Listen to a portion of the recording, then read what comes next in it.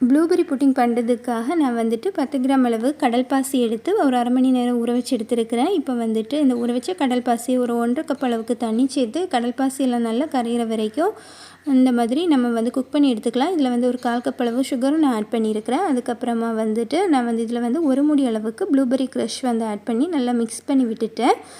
இதை வந்துட்டு நான் வந்து 4 கிளாஸ்லேயே வந்து மாற்றி வச்சுருக்கிறேன். அதுக்கப்புறமா வந்து 1/4 லிட்டர் அளவுக்கு பால் எடுத்து அது கொதிச்சதுக்கப்புறமா 1/4 கப் அளவுக்கு சுகர் ஆட் பண்ணிவிட்டு அதுக்கப்புறமா வந்து கொஞ்சமாக பால் எடுத்து அதில் வந்துட்டு 2 டீஸ்பூன் அளவு கஸ்டர்ட் பவுடர் வந்து மிக்ஸ் பண்ணி வச்சுருக்கிறேன். அதையும் இதில் ஆட் பண்ணி இந்த பால் வந்து நல்லா கெட்டியாகிற வரைக்கும் நம்ம வந்து மிக்ஸ் பண்ணி கொடுத்துக்கலாம். அதுக்கப்புறமா ஸ்டவ் ஆஃப் பண்ணிவிட்டு இந்த ஏற்கனவே ரெடி பண்ணி வச்சுருந்த அந்த ப்ளூபெர்ரி புட்டிங்கோட இந்த கஸ்டர்ட் மிக்ஸையும் நம்ம வந்து சேர்த்துடலாம். அதுக்கப்புறமா வந்து கார்னிஷ் பண்ணுறதுக்காக பிளாக் ரைசின்ஸ் வந்து நான் போட்டு விட்டுட்டேன். அதுக்கப்புறமா வந்து 2 மணி நேரம் ஃப்ரிட்ஜில் வச்சு நம்ம வந்து கூலாக சர்வ் பண்ணிக்கலாம்.